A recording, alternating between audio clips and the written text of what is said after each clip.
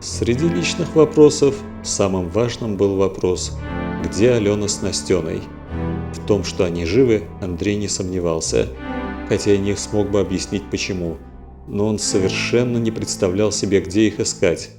По площади поверхность Марса приблизительно равна всей непокрытой океаном площади поверхности Земли, и о том, чтобы найти их случайно, не могло быть и речи.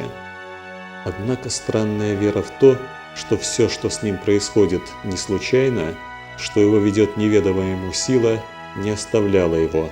Поэтому он просто взял и пошел в направлении, выбранном наугад. То, что он видел вокруг, поначалу несколько разочаровало его.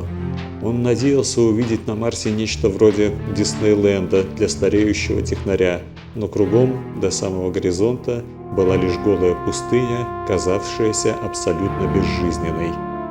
Вскоре он убедился, что безжизненность – это обманчиво. Совершенно неожиданно, метрах в 100 от Андрея, из песка вдруг высунулось на полметра нечто похожее на перископ, быстро поглядело туда-сюда и снова ушло в песок. Андрей застыл от изумления. Потом он сообразил, что так и должно быть. За долгие годы непрерывной войны роботы-солдаты должны были научиться хорошо маскироваться, а самая лучшая маскировка – это зарыться с головой в песок. Только тут Андрей вспомнил, что в скафандр встроен радиоприемник, включил его и тут же снова оказался как будто в тропическом лесу, кишащем всякой шумной живностью. То, что он слышал в наушниках, совершенно не согласовывалось с видом мертвой пустыни, окружавшей его. Это расхождение настораживало и создавало ощущение, что сейчас что-то должно произойти. Внезапно еще один перископ высунулся из песка совершенно в другом месте и также быстро спрятался. Прошло несколько секунд. Звук морзянки в наушниках стал нарастать. Где-то включилось еще несколько передатчиков, но на вид пустыня была по-прежнему совершенно безжизненна. Наконец какофония морзянки достигла своего апогея, к ней прибавились еще какие-то странные звуки. Оба перископа вдруг одновременно высунулись из песка и обменялись лазерными ударами. У одного из дуэлянтов, очевидно, сдали нервы, потому что в ту же секунду песок вокруг его перископа как бы взорвался, и из облака песка выскочил робот с включенными на полную мощность реактивными двигателями и стал быстро набирать высоту. Он успел подняться метров на 15, когда его накрыл шквал лазерных ударов с поверхности. Какую-то долю секунды он светился ярче солнца, и у камней, разбросанных по пустыне, ненадолго появилась вторая тень, чернее обычной. Потом он стал угасать и падать, немного замедленно, сказывалась меньшая сила тяжести. На песок упала груда обгоревшего, искореженного металла, и Андрей почувствовал под ногами толчок от удара о поверхность. К этому моменту все стрелявшие лазеры уже снова спрятались в песок, и на какое-то мгновение пустыня снова показалась необитаемой. Морзянка стала тише, и характер ее стал другой, уменьшилась скорость передачи. Но это еще было не все. Песок пустыни вдруг ожил, как будто закипел. Андрей услышал шум.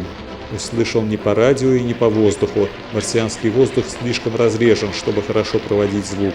Звук шел от почвы и передавался ушам Андрея через его ноги и туловище. Это был странный звук. Звук, издаваемый огромным множеством стрекочущих насекомых, раков, стучащих клешнями. Андрей увидел, как по всей пустыне, почти до самого горизонта, из песка выползают маленькие, похожие на крабов механизмы. Стремясь обогнать друг друга, они бежали полакомиться останками сбитого робота. Через минуту от обломков не осталось и следа. Они превратились в кучу новеньких, тут же на месте собранных крабов. Крабы начали разбредаться в разные стороны.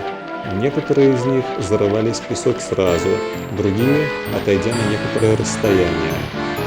Андрею даже показалось, что он видел, как одного краба схватило и затащило в песок высунувшееся из песка щупальца, за неимением лучшего слова для того, чтобы описать то, что он увидел.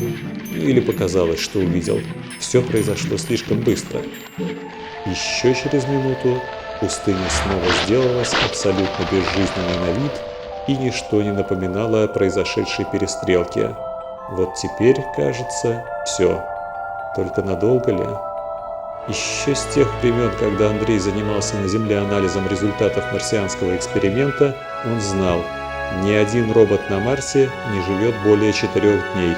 Он гибнет в сражении, и из его обломков, после некоторых превращений, в конце концов создается еще более совершенная модель. Именно поэтому технический прогресс идет на Марсе с немыслимой для людей скоростью. В наушниках прозвучал предупредительный сигнал. Кислорода в скафандре осталось на 2 часа. Пора возвращаться на корабль. Андрей двинулся в обратный путь.